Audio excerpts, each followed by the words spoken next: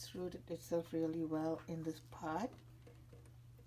I just watered it. This is its roots. It's putting out a new branching out over there because the other part of the root got broken because it was attached to a pot, and when I tried to bring it in, it just snapped off from there, but it didn't give up. It just formed a new root, and because I watered it, you can see the difference in the color. This is the old root, and this is the new one. The tip is nice and green. um, like they said, if you repot Angraecums, they're supposed to be very fussy little things that they don't transplant too well, and that they hesitate to put out new blooms. That's what I was said. But once I got them, I had to transplant it because it was in sphagnum moss and they like to be in bark media. And I did have a transplant show in my videos if you want to check it out.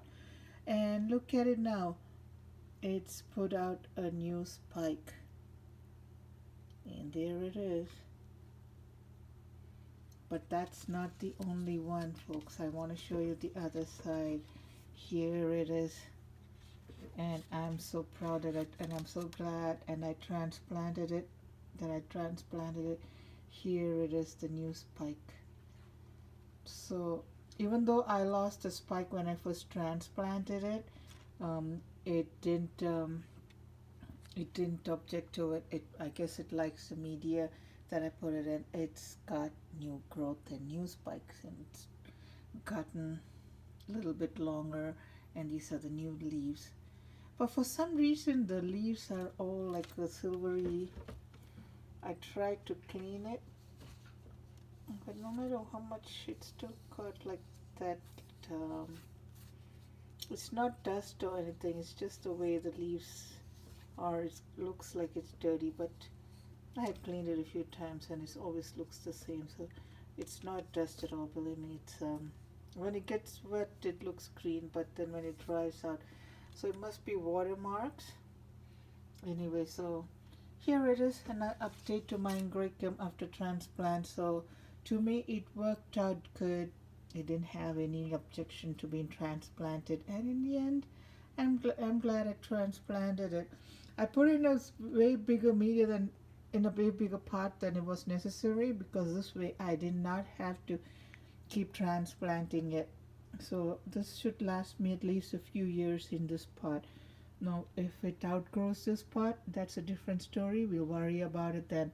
Right now I'm happy, and I have this new spike just waiting for it to bloom, and we'll see. So here it is.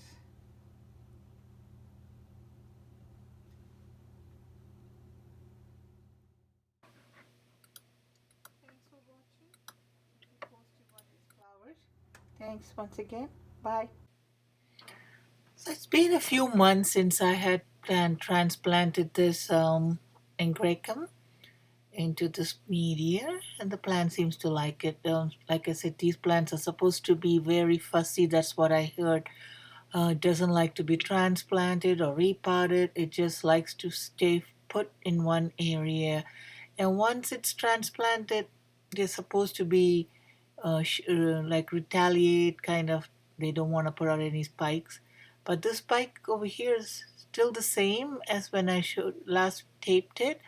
But the roots are all doing okay. It's nice and firm, as how it's supposed to be. The aerial roots on Angraecums are really hard, woody little things. I'm not sure how it is inside the pot. I'm guessing they're like a lot softer, but I didn't pull them out anymore. But here it is, my little flower, my little Angraecum, the white, beautiful little white flowers. They're waxy little things with a long spur, and that's where the nectar is, at the end of the spur. And my little Angraecum is born, a little fragrance, nothing much. Anyway, here it is. Thanks.